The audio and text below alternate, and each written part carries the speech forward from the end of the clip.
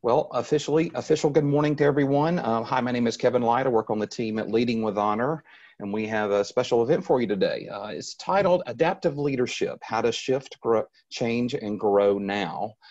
We chose this title and topic specifically with these guests because we know that you have questions, you're making decisions every day, and it's important that we can provide this information and this experience and expertise from these individuals.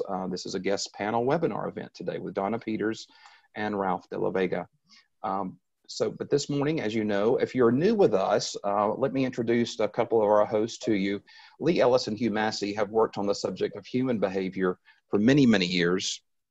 And so they have a long history of helping clients and teams work better together. Lee is the president of Leading with Honor, and Hugh Massie is the CEO of DNA Behavior International. So Lee and Hugh, we're glad to have another event today in this webinar series that we do each month. And we have a couple of special guests that I'd love for you to introduce, and then go ahead and get started with our first topic and what we're going to talk about today. Lee?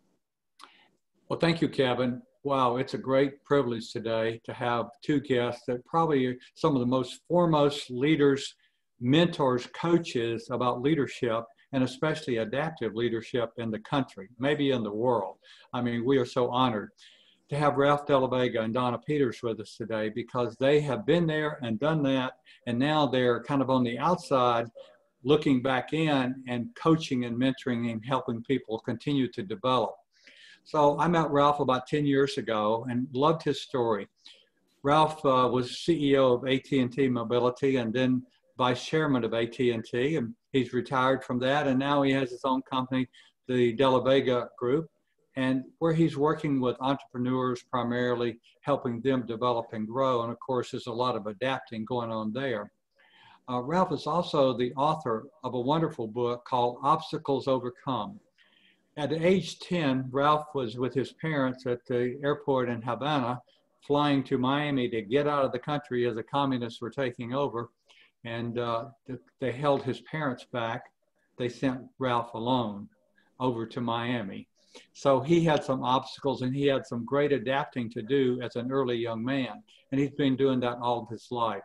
So we're grateful to have Ralph join us today. He also has written the foreword to one of my books, the Engage with Honor book. And we've been friends for a long time now. And I just really admire him, and I'll talk a little bit more about the things that he offers also as we go through. Hugh, would you introduce Donna?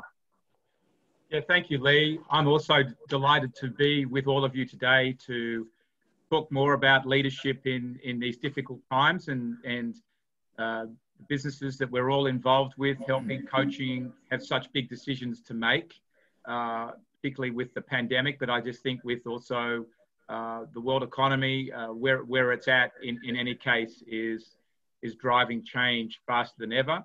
I'm delighted to introduce Donna Peters, who I've got to know through actually my right-hand man in our business, through Leon Morales. I've got to know Donna over the last year or so. Donna was a senior partner, very senior partner of Accenture, which is the world's largest consulting firm.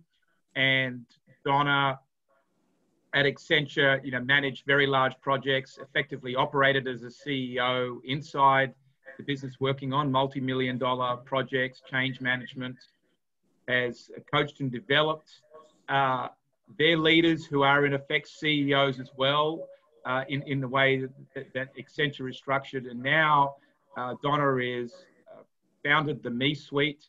And one of the big things that she does is podcasts of CEOs. So she's got 70 CEO podcasts on her website, and that list is growing very fast. So she absolutely understands what a CEO needs to do in the business and in their life and how to be integrated in doing all of that. So welcome, Donna, and thank you for being with us. Thank you. Well, to get started, our subject today, we're really talking about adaptive leadership, dealing with change, how to continue to grow and adapt in very difficult times when so many companies are having to adapt, and individuals as well. As I was reading on Ralph's website this morning, He has some wonderful articles, blogs there, but so many of them deal with the issues that we've all been facing this year, primarily toward adaptability and dealing with change. So Ralph, as we think about that from a leadership perspective, I'd love to hear some insights from you to kind of kick us off. I know you went through a lot of that in your world at AT&T Mobility and AT&T, and now you're working with entrepreneurs. Tell us some of your experience and thoughts on that. Thank you, Hugh. It's a pleasure to be here and to share this podcast with Donna Peters. I think hopefully we'll have many more opportunities in the future to get together, as we have a lot in common. Look, my entire career has been based on overcoming adversity and dealing with difficult situations, particularly in international situations where the environment is changing, financial situations are changing, competition is changing. In an environment where you have multiple cultures, if you will, to play with. And that's not dissimilar to what our organizations are facing today. With the pandemic, we're facing an uncertain future like perhaps we've never faced before in our lifetimes. You know, we have companies today that can't even forecast financial metrics to the analysts. We have people that are trying to understand the impact of social justice, while at the same time dealing with a huge acceleration in technology with artificial intelligence and machine learning, impacting the way that work gets done and the future of work. So we have a very, what I would call, turbulent environment. What I have found always has worked for me when facing a turbulent environment is basically essentially three things. And if you apply them with discipline, I think you can find your own success. There isn't a formula for your own success, but the formula for the framework, and it's very simple. I think when facing a difficult situation, you have to make sure you assess the situation and you determine the brutal facts. Not the way you want the situation to work out, not the way you would like for it to be, but the brutal facts of the situation, no matter how difficult they may be for you to change. And then based on those facts, you have to develop the vision of where you want to take your organization. Having done that, then you've got to bring people together to help you develop the plan to achieve the vision. And then you've got to align the people all the way up and down the line to help you execute the plan. If you do those things with discipline and with honesty, be totally brutally honest with yourself and with your teams, then monitoring and adjusting the plan and being agile, as you talked in your opening comments, Lee, is the key, because any plan that you develop could change the minute you put it out. Mm-hmm. But the emphasis here is not in developing the plan, but the planning effort, so that you can build an adaptive organization that looks at change, can factually determine the brutal facts, can put a plan of action together and get the people behind it to execute it. And my personal experience, whether domestic or international, is that when you have a talented team of people that are united by a common vision and inspired by it, very few things get in their way. And in fact, I've found in almost every case, the teams accomplish things that they thought were impossible to do. That's a really short version of how I think about change. And as we get into the webinar, I can actually give you actual examples that will make these comments real. Good. You know, Ralph, once you started to go through these, I remembered the visuals, the graphics on your website. I just love those graphics. I'm a visual person. We have models, and your models are just great. I think for people to go there and see your models would be great. You know, you talked, the first one was the brutal facts, the brutal reality of your current situation. You know, that's the Stockdale paradox from the POW experience that we all lived every day. And after Jim Collins in his book, they were together at Stanford, and Collins in his book, Good to Great, talked about the Stockdale paradox. You must never give up hope. You must believe in a successful outcome, but you must confront the brutal facts of the current reality. And it's interesting you said that, because you do, and you did it you did that objectively, and then you clarified that vision and developed it in such a great way. Well, Donna, what are some of your thoughts on this? Yeah. Well, we're going to dovetail here, Ralph. This is fabulous because I fully support everything you said about the power and the criticality of setting the vision. And the truth is that change is painful.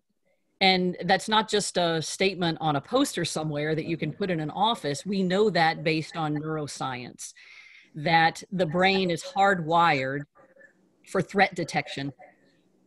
I'm sorry, I have an echo somewhere. Apologies if that's bothering anyone. I can hear an echo. Can you hear it, Lee or Hugh? I think it went away. Perfect. No. Perfect.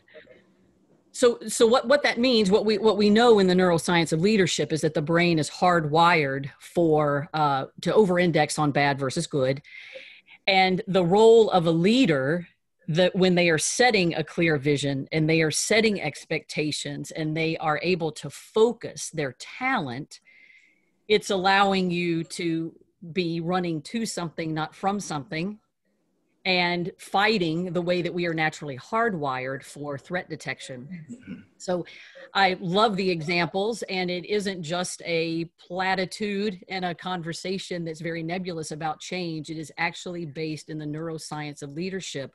The brain has chemical and physiological change when leaders focus us and when leaders help shape expectations around reality. So I just wanted to bookend that Ralph's incredible deep experience backed by the neuroscience. It's a real thing. Yeah, Donna, I wish I had you when I was running Latin America, because that was to me the perfect example of everything that you just talked about. Just to give everybody a quick background, when I was named president of Bell South Latin America, it was running our 11 countries that had wireless startups in each country. Each country had a CEO, each country had a board of directors, and each country had a different set of investors, and some were minority investors with super majority rights. So the bottom line is you had to get all of them to work together. The problem was that they never made any money. And the company told me my job was to turn them around. Well, the only way I saw to turn them around was to regionalize some of the operations, but I couldn't go in and dictate that we do that, because I would set off, the antibodies, if you will. So, but I did instead. I brought everybody together to a room, 11 CEOs plus myself and a few others. And we said, look, we're going to stay here till we understand the situation that we face. We developed a plan and agreed to communicate it. And let me tell you, it was really difficult, because you had 11, even though you may think that Latin America is homogeneous, it is not. You don't want to, mention one thing to one country and not have a reaction from another country at times.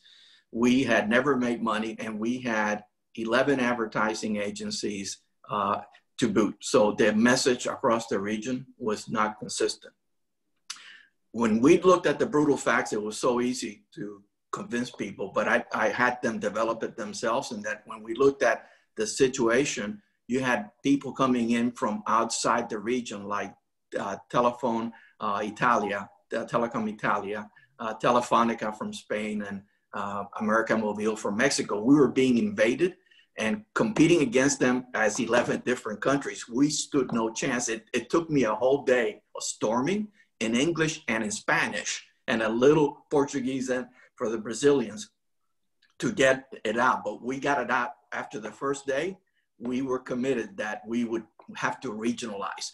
But then the next day was the more difficult one, because we wanted to make one promotion across all 11 countries. That way we could pool our resources, buy handsets at a cheaper cost, offer them at a lower cost, and make money. The problem was we could not agree on one advertising agency and one approach.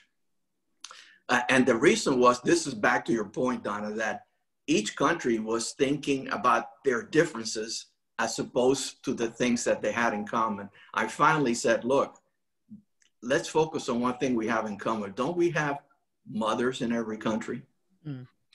Don't you have mothers? Well, they were, flabbergasted. Of course we do, Ralph. And I guess, well, why don't we have a promotion for Mother's Day, since mothers are the same across all the countries, and can't we have one phone that we promote in all the countries so that we could reduce the cost and give mothers a great break?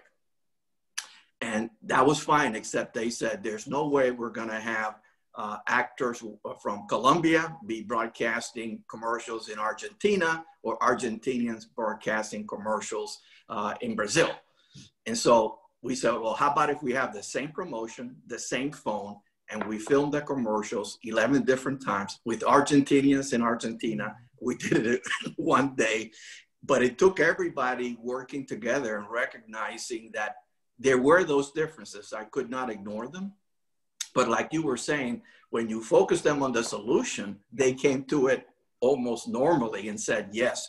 And you know what? We sold millions of phones, and we turned the company positive in a year after many years of never, ever making money. But it really highlights what you just said, is that we had to refocus them. And after they were refocused, they were a machine. Yeah. You know, Ralph and I were talking recently about creative conflict, and that was exactly what you all went through there. The power of creative conflict, which I learned from Pat Lencioni a few years ago. But that was an example of it so clear, where you had folks together that were in conflict with each other, but they worked it through, and you led them through that to come out the other side with a possible, a good solution. Donna, have you experienced creative conflict when you're going through adapting situations to come up with a good solution?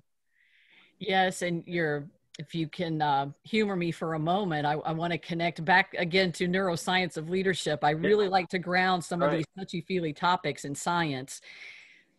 We know that people who are in marketing functions or operational functions or finance functions, R&D, whatever the different business functions are, because they have a different focus every day and a different area of expertise, they actually have different neurological connectors. Mm-hmm. So you can only imagine how natural it is for these different people to come together and try to solve a problem from a cross-functional perspective, because they literally see the world differently, because literally their brains are wired differently. So it's only natural that we should be expecting the conflict. And at the same time, innovation comes from collaboration. So if you can have that conflict in a healthy way, that's actually where the new ideas come from. That's actually where that's why I like the title of your session today of Shift, Change, Grow, because if you're able to get that collaboration mindset and the healthy conflict, you're shifting, you're changing, but you're doing it for a growth reason. The outcome is growth, because innovation comes from that type of creative conflict. By the way, I'll echo what Donna just, well, go ahead, Hugh. I was going to chime in on what Donna said, in that something I've been thinking about as once I heard the word brutal facts, that sort of, for someone like me, that ricocheted through my core, because I like to get to the brutal facts, being a very rational person. But one of the things that I've been, that I was thinking of is, it's actually identifying what are the brutal facts. And in dealing with change and difficult situations in a large organization, is getting everybody centered on what the brutal facts are and the information flows, and what their perceptions are of those.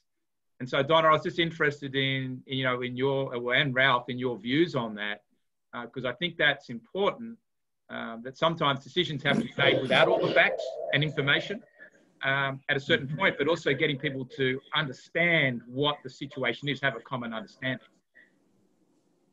Yeah, I think this is where the concept that Ralph mentioned around transparency really comes in, and how much is a leader willing to put all of the information on the table and be transparent with the good stuff and where the baby's ugly. That level of trust is really important in sharing the information and getting all the brutal facts on the table. And I would add to that the enormous power in a leader's ability to say, I don't know. Exactly. Yeah. I think not only in dealing with employees, But in my experience, exactly what you said, in transparency, in dealing with your board, in dealing with your investors, it's really important not to paint too rosy a picture if it's not a rosy picture. You know, because that's just going to lead to problems down the road. But I've seen that happen before because people try to be optimistic. But if you understand that there are going to be some rough times ahead, I've always communicated that and let people know ahead of time, we're going to go through rough times here. And we may have to have force reductions here. We may have to have force additions here. We may have to reduce wages here. I think that in my experience, transparency has always worked to the benefit. And I think people need to be their authentic self and feel good in saying things that are not going to put them, you know, at odds with others. But I think transparency, to me, is one of the keys of leadership, to be transparent with whoever you're dealing with. Great response, because so much of what we deal with in leadership is that insecure leaders who are afraid to be transparent kind of get themselves in more trouble than they really would like to. And helping leaders, helping others to become more secure and believing in them is so important, but it's also important to believe in yourself and know that you're sufficient. You wouldn't be where you are if you weren't sufficient. And so being yourself and being genuine is so powerful, especially in these times. You know, in the POW camps, our leaders were very transparent. They went through the worst torture, suffered the most, and yet they could be very transparent with us. And if they'd done anything different, they would have never had the credibility they had to lead us through those difficult times. We want to jump in with just a real quick question here. Jim had asked us, what about the velocity, the speed of the velocity of risk right now? Is that risk coming at us faster than ever before as we go through faster change? Would you say, Ralph? Yeah, absolutely. Look, I think that we've never seen technological change as fast as we're seeing now. And one of those articles that you mentioned, I wrote, is called you have to kind of lead at the speed of change. If you're not keeping up with the speed of change, you're falling behind. And it's really important what you and Donna said about making sure you're keeping your talents up, because you become obsolete the minute you end up learning about a topic, whether you just graduated from a university. Those skills become obsolete today faster than ever before. So to me, you have to learn and adapt at the speed of change, or you're going to fall behind, and subject your organization to somebody who can keep up with the speed of change, come in and you know, cause a real competitive problem for you. What I do now, and this is what I love about being engaged with young entrepreneurs and helping them grow and scale their business, is some of them have such amazing technology that when I explain it to mature organizations, they don't believe it. We have to give them a trial. We have some technology that we package in such a small package that people look around it and go, where's the rest of it? And go, no, that's all of it. And so, and this is happening to people that I know are really good marketers, real good engineers. They don't realize how much things change today. And I'm telling you, if you don't keep up with change, is one of the most problematic situations that I see with leadership. Keeping up with change and understanding how that change is going to impact your business, to me, is a real key issue as you deal with today's competitive environment. Well, thank you. That is great to think about that. And the examples you give are always so helpful. Donna, I wanted to ask you, we're going to shift now and move toward restructuring, which has happened to so many. That was our second topic today, and that relates to all the change that's going on. And so many of my clients have restructured in the last few months. As you've seen this happen over time, Donna, what insights could you share with us about restructuring? Actually, before we do that, Kevin, let's go ahead and do that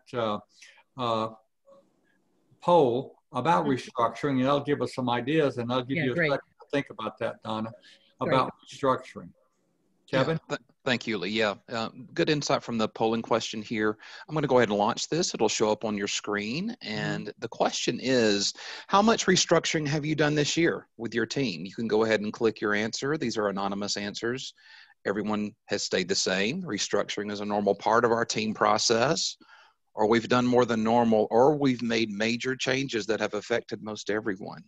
Go ahead and place your vote, and we'll just see what people are experiencing now as a whole. Thank you. Thank you for your votes coming in. Yes, a nice mix. Seeing those come in, we'll just allow a few more seconds for the final people to respond. How much of restructuring have you done this year with your team? All right, thank you for voting. I'm going to share the results. Here we have them, everyone. Everyone stayed the same, about 24%, 22%, and 34%. Just reactions to these results? Well, it looks like that people are kind of normally restructuring quite a bit, but a little bit more this year. So with that in mind, Donna, would you share your thoughts about restructuring and what are some of the issues of restructuring? Yeah. I think it's very natural when you go through a restructuring to get selfish for a moment and try to figure out what is my place here and how am I making a difference. And in that perspective, I find in that situation, I find that the true definition of leadership is so important to keep in mind, that leadership is a mindset. It's not a position on an org chart. And so you, in that new position, in that restructure, what is your role in helping the organization stay true to its why? And what is your role in helping people contribute to their best abilities? And so in your leadership behavior DNA, you talk about strengths and struggles. And so in that environment, in a restructure, what strength am I bringing to bear? How are my struggles going to manifest in this new environment? So having a lot of self-awareness about you and your team is really important in a restructure, and keeping the eye on the why in working through the uncertainty, I think helps with a lot of confidence. It's important to find areas of confidence as you go through a restructure, and remembering that it isn't always the more senior person's responsibility. Leadership is a mindset when you're going through a restructure, because things can be so uncertain until they settle down. I think we all have a fiduciary responsibility in those environments to think of ourselves as a leader. Good, thank you. Ralph, you want to comment on that? Yeah, look, I think my whole career has been one of restructuring. It just seems like every couple of years, with the way things go, you have to restructure. And I agree with what Donna said.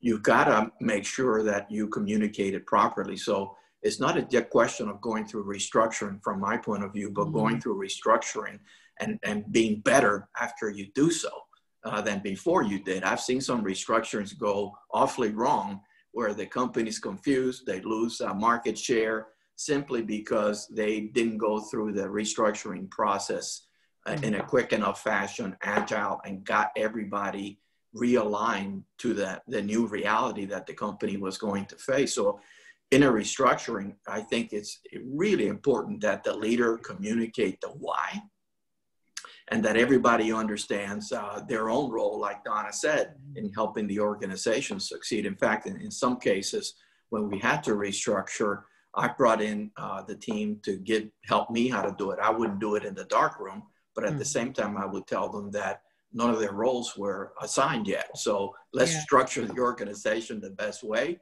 And you have to play as a team, because you don't know which role you're going to have. So let's do it for the best of the business. And I've always found that approach to work well, even when we've had to make difficult situations of closing down a call center, closing down an operation. I typically went there myself and try to explain to the employees why and how they would have opportunities elsewhere if they wanted to pursue them. But I think communication, I just found out you cannot over communicate when you're having a restructuring event.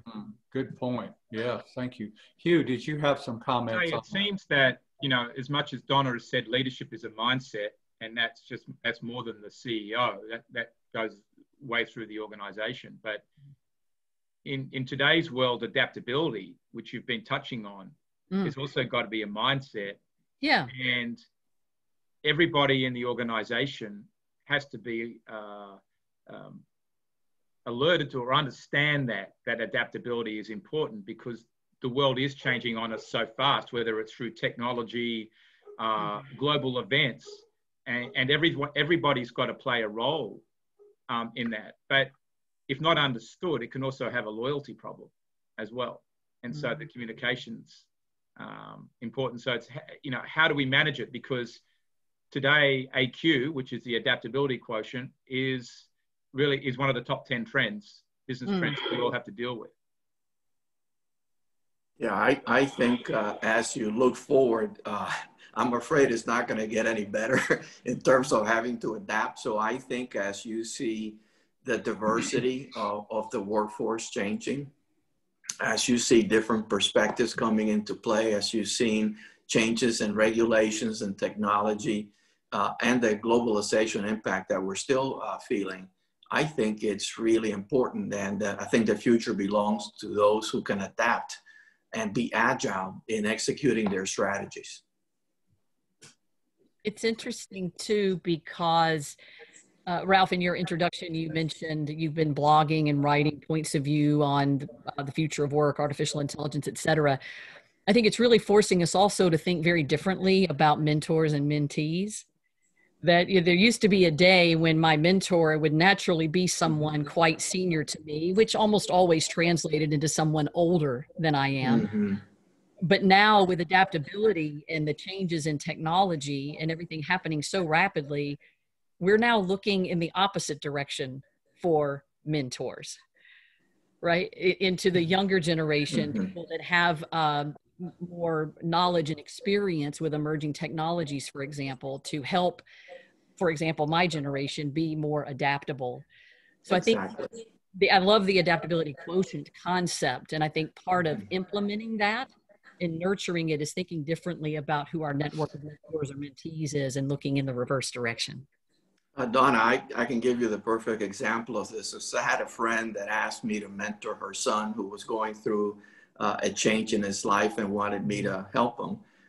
When I contacted the young man, it turns out he's a software developer for a very big company working on artificial intelligence. So I learned more because he was mentoring me in the process of me mentoring him. Yeah. And actually he kind of suggested, and I did what he suggested. As a result of that interaction, I went and took the Coursera course on artificial intelligence for all by Andrew Inge. Yeah. And it was something that I probably would not have done, but for me, talking to that young man and him mentoring me back, and that's a good example of how I think we need to stay fresh in our skills. We know that artificial intelligence is going to impact just about everything work-related in the future. We need to start looking at it now, understanding it, and make sure that to the extent that we can, we drive the right ethics when it comes to the use of artificial intelligence. So the young person and I had quite an exchange about, okay, you're a software developer, but how are the ethics of what you're doing? How do you do that? And I mean, it's that same question can be asked of many other things that we're dealing with as far as rapid technological changes. But I thoroughly enjoy the mentoring when it can be done reverse, exactly as you suggested. Ralph, we just had a question from the audience asking you, could you give the name of that course again, that AI course? Yes, it's AI for Everyone. I believe that's the title. And it's Inge is the name of the course in Coursera. The name of the, I should say, the developer, Andrew Inge. Yeah, NG. Yeah. Good, thank you. But I think I was going to say, Lee, what this is bringing out is with the rapid change that we're dealing with, adaptability, is the importance for people, which has always been my life purpose, or certainly has for the last 20 years. It's driven me with DNA behavior, is to understand, who you are and be self-empowered. And the more that people can get in touch with that, they'll be able to live through a change because they'll have an identity for themselves. And I think that's something that I've got very passionate about, helping people discover what their identity is, whether they're the leader or they're the younger person on the way up, so that they can live through the changes and stay grounded. And I think that's a very important role for all of us to, in the work that we're doing. and again, in helping change inside organizations, is to get people in touch with who they are and their identity. And then this can be easier. Yeah. Yeah. You know, one of the things about this issue of keeping up with information, in my view, this has never been easier. If you're committed to doing it, you have so many vehicles available to you. That course that I took on artificial intelligence is designed to be a 7-week course if you take it in its normal, you know, rhythm, if you will. But they had an option that you could binge it. And I talked to my wife and said, look, I just finished mentoring this kid. I want to do it this weekend. Is that okay? Can you just, you know, when you stay home, will you work with me on this? And she said, of course, yes. So I binged it over the weekend. I mean, it just highlights how you don't have to even wait 7 weeks. Now, I didn't get all the credits and the things that they were looking if you took every quiz and all that, but I just wanted to get a big, massive dump of information and process it. And it's beautiful. And by the way, it costs $0. It's free. Amazing. Amazing, right? Yeah. Well, it shows a lot about the kind of leader you are. You're always trying to stay up and continue to develop yourself, even though you've been very successful. That's a great example for us. You know, one other comment I want to make, then I want to move to the final discussion point about staying connected. But that point is, from a human behavior perspective, we know that 1/3 of the population does not adapt very easily. 1/3 adapt easily. It's almost fun for them to adapt. And 1/3 is kind of in the middle. They like some adapting, but not too much. And then 1/3 of the population, it's very difficult for them to shift and change and pivot so quickly. So as a leader, we have to take that into account. We have to help those people prepare. I had a lady working for me one time, and we changed the software she was using to score assessments back before the internet. And she said, oh, I just don't know if I can ever master this. And I says, well, Michael's really good on software. He'll help you and teach you. Michael spent a little bit of time with her. 2 weeks later, I stopped by her office and she said, I just love this new software. She was terrified of having to learn something new, but we gave her a little help.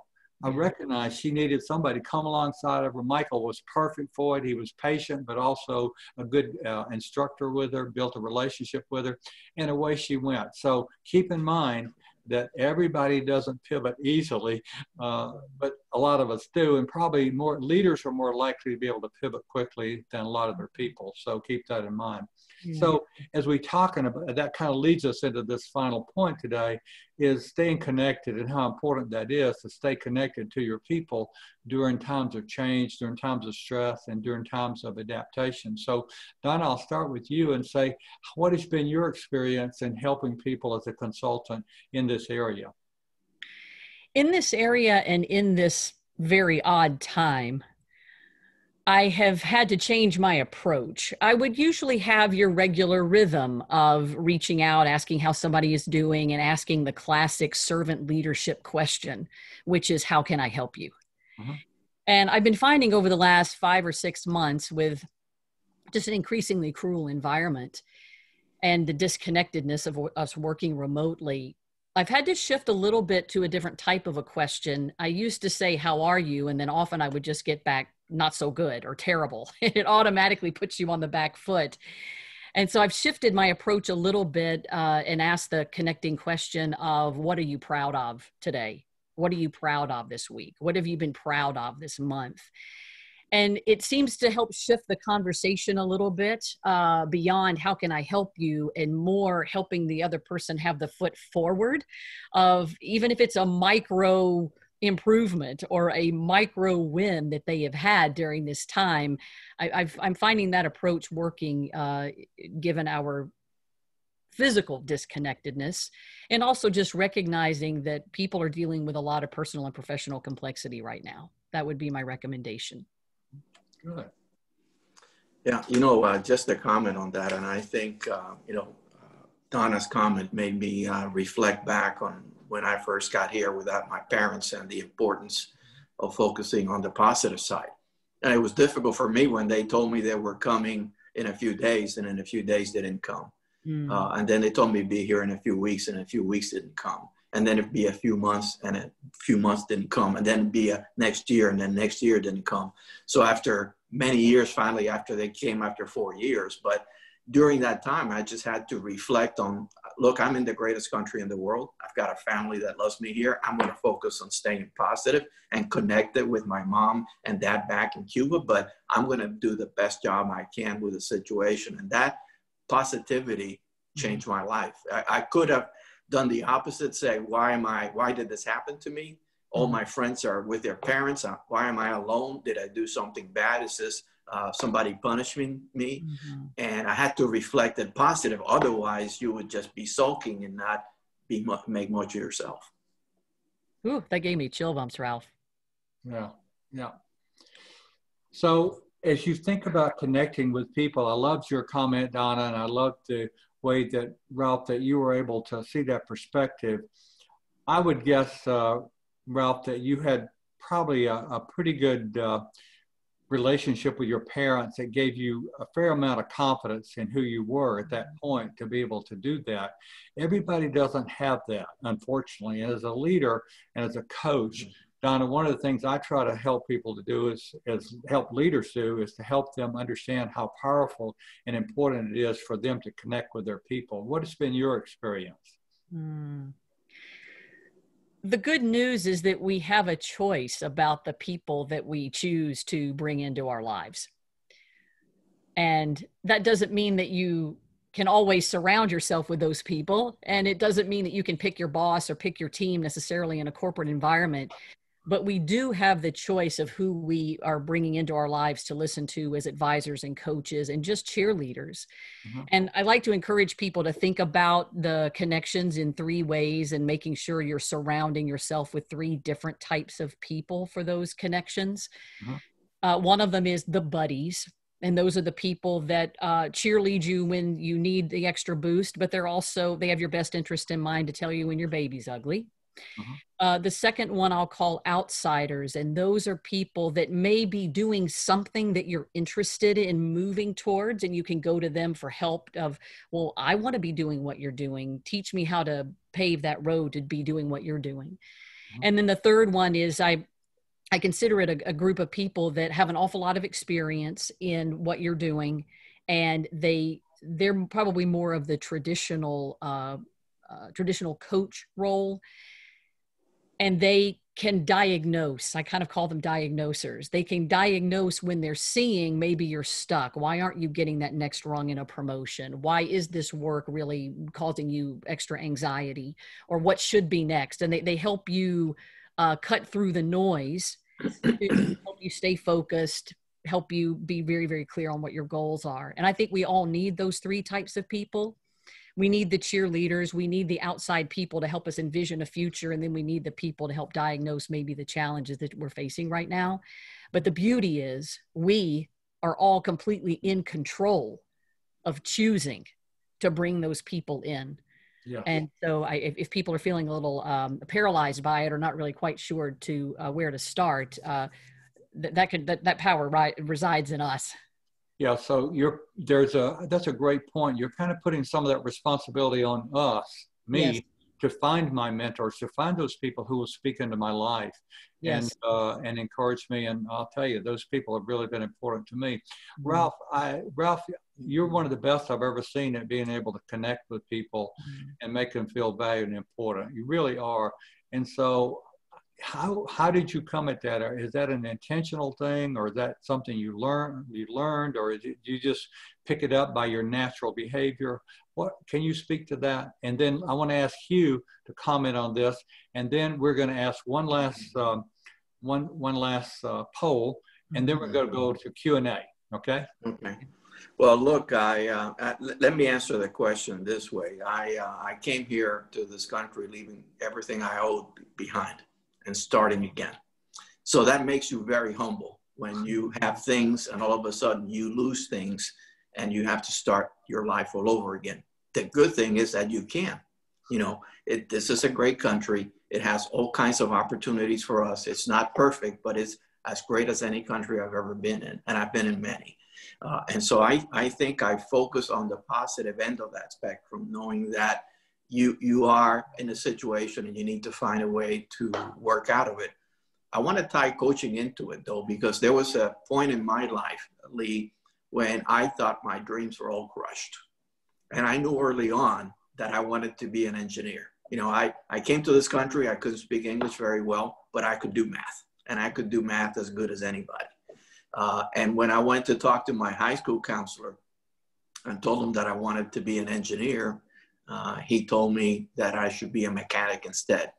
There's nothing wrong with being a mechanic, but that was not my dream.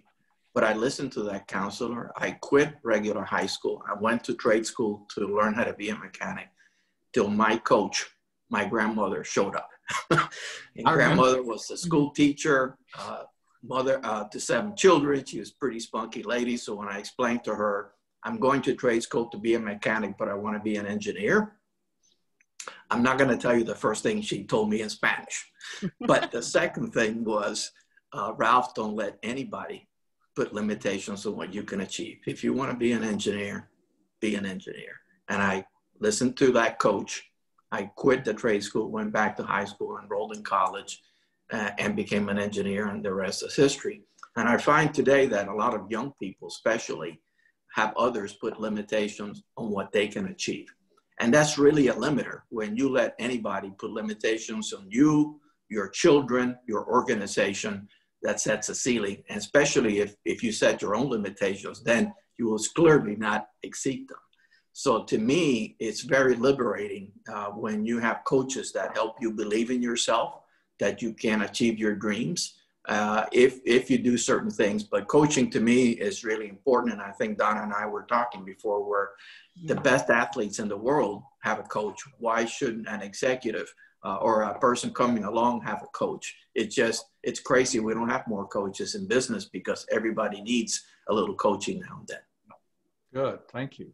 Yeah, I have to say, you know, Ralph and Donna, I've had a coach personally. You know, I go and see her every 2 weeks, or we do it on the phone. Done that for the last 15 years, and definitely it's got me to trust more myself, which means I can trust others, but also to live outside of myself. It's you know, as Donna, I think, was alluding to, having a sounding board in your life to, you know, outside of maybe the office. And, you know, when you're an entrepreneur, you don't have that many people that you can confide in. But, you know, from a growth perspective, I think you've got to have that sounding board like that Donna was talking about. But as also Ralph was saying, you've got to have the cheerleader there for you. And I know even when I was in the corporate career at Arthur Andersen many years ago, I had people who were championing me the whole way through. They saw my talent, believed in me, and you know, you still got to do it yourself, but they're bringing you along. But I think another dimension that's important here, and I've learned this from Lee. So Lee, I'm going to a little bit steal your thunder, but you know, the concept of leaders withdrawing and the need to engage. So when there's difficult times, it's easy for some leaders just to withdraw. And when they withdraw, you know, their energy is not there for their people.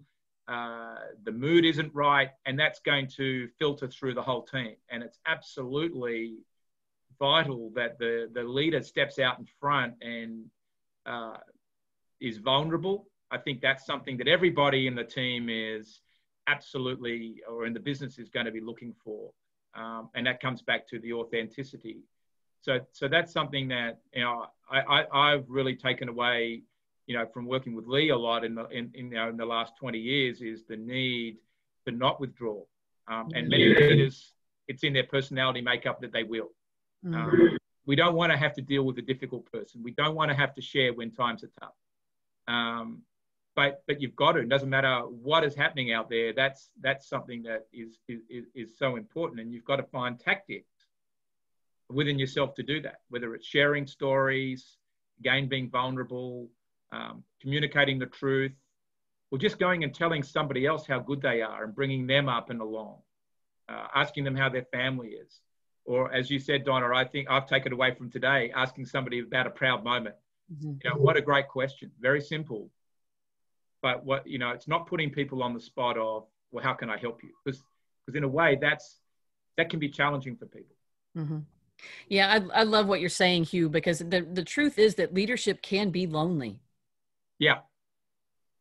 It's very lonely, and we all need people that we can confide in different ways. And I think I believe it's a pool of people. I don't think it's just one person. I think that's because you need different skills, insights, situational experiences as well.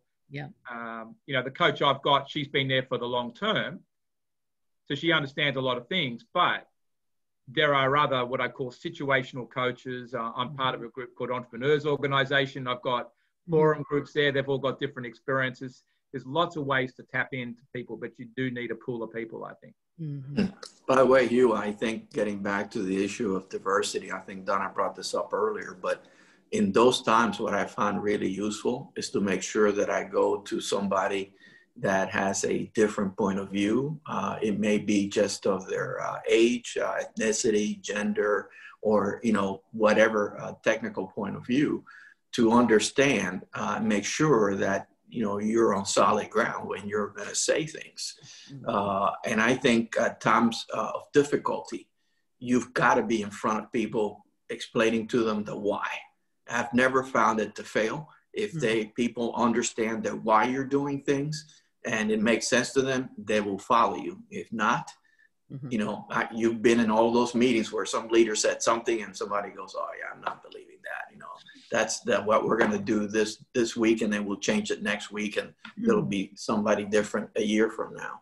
I think getting people to follow you, being your authentic self and being transparent and honest and communicating your values is a key to leadership. But also the other part, I think going with it, Ralph, is that if you're going to deal with difficult situations, you need the right information flows coming up, and people have got to trust inside the team to communicate what their perspective is. They may not know what all the whole organization, what all the facts are, but at least to be able to communicate safely upwards what they're saying and thinking, because they could be sitting on actually what solution is, or their contribution will lead to the solution, and we've got to allow that to happen, so long as they're trained to bring it up properly.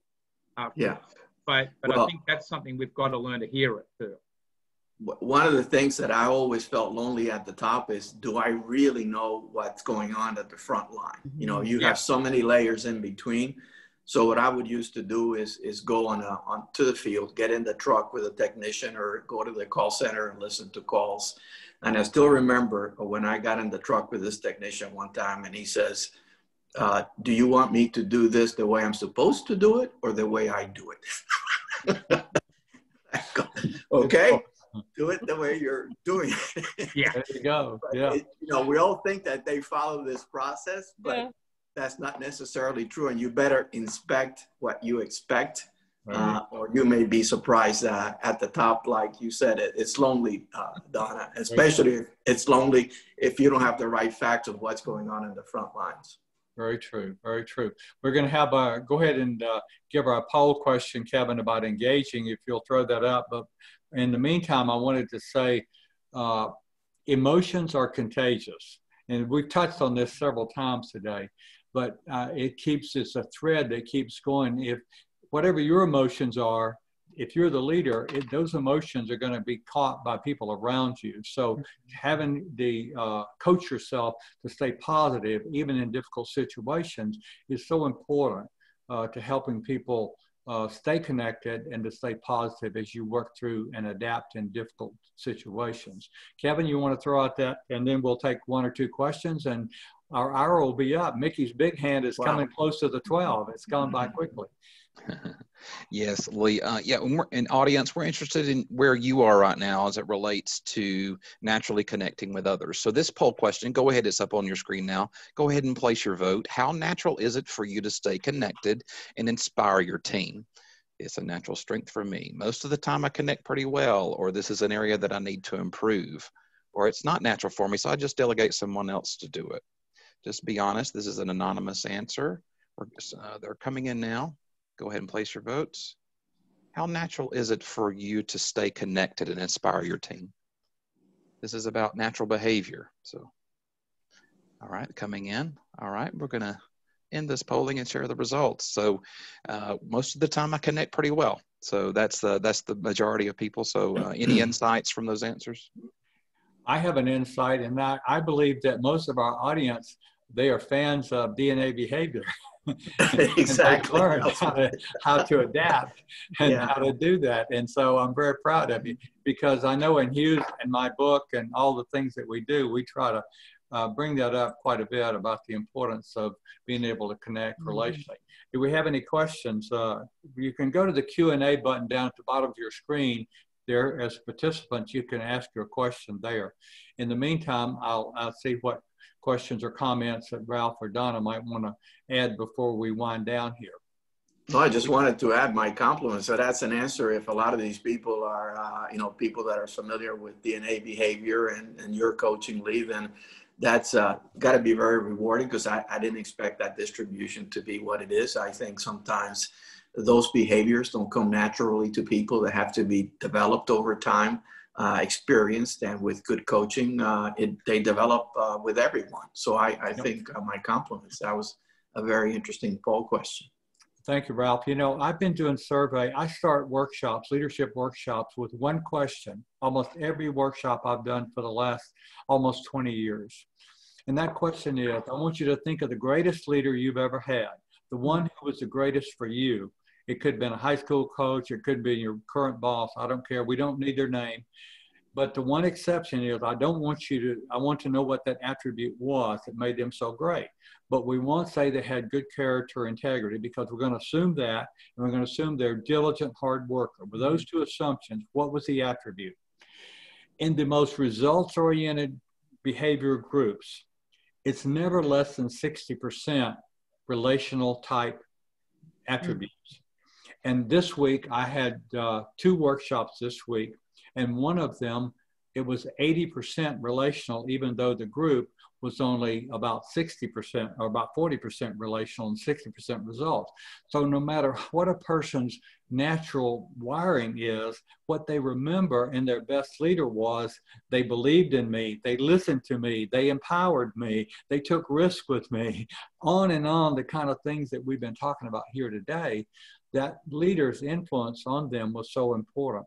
The other thing was that, let's see, we got a question, is I have another one. I asked people to think of someone who's spoken to their lives and made a difference. It became a pivot point. And some of those, I do a leadership workshop for the school superintendents from across Georgia.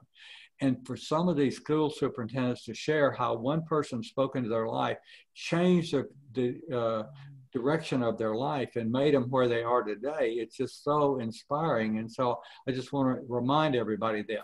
Okay, let's see the questions. Kevin, let's see. I can see the first one here. Yes. Please elaborate on emotions are contagious. That was one question. I'll elaborate on that phrase. Emotions are contagious. Okay, if you ever want to just really get smart on emotional intelligence, just get into some of the books by Dr. Richard Boyatzis, who was also one of the endorsers of this recent book, but also Daniel Goleman. But in Daniel Goleman and Boyatzis' book, Primal Leadership, which I think every leader ought to read Primal Leadership, or check out the audio CD at your library, or download the audio and listen to it. But they talk about how emotions are contagious. And if one person is angry, it's going to spread something, emotion, negative emotion, to others. If one person is upbeat, and especially the leader, it's going to transcend into others. And they do this with babies and so on. So I really encourage you to get Primal Leadership and get into that. I think it'd be very important for you. And then the final question was, which of the panel, will each of the panel say something they're most proud of? One sentence that you're most proud of, and then we'll finish. Should I go first? Yes, go, Donna. Okay, since I brought it up. I am most proud of my tight family relationships. Wow, wonderful. I'm most proud of the 2 families that I have. The one that supported me while I was here by myself for 4 years, and my biological family for reuniting with me and guiding me to be the person that I am today. Thank you all. Thank you all. Hugh, do you have any closing comments? I'd like to also say that I'm most proud of my ability as well to communicate and relate to people across and lead people across many different cultures and understand what they're thinking and feeling, and being able to communicate that information back to, create meaningful solutions. And I'll close by saying I'm very proud of the wonderful upbringing I had as a young person. My family, my parents invested in me, and the faith they gave me. But I'm also proud of the suffering I experienced as a POW, because it really transformed me from being an immature young fighter pilot kid, not quite Top Gun-ish, but not too far from that, into being a more mature adult. And so the suffering that I endured there, actually, kind of like what Ralph went through, it made me the person that I am today, and I'm proud of that too. So we want to thank you all for joining us today. On your screen, you see the book, Leadership Behavior DNA, Discovering Natural Talents and Managing Differences. We hope you'll check that out. It's it's almost a textbook, but it's got a lot of stories, leadership stories, our stories, other stories in there. And don't forget to check out the articles on Ralph Dellavega's website and Donna's podcast. I can't wait to hear some of those podcasts. So there's so much content that they're providing and that we're providing. Hugh has a monthly blog and more information. I do also. That it's all free, and we hope you'll come to our websites and check it out. Thank you, everyone. Thank you for your time today. Have a good day. Thank you. Thank you. And thank you all.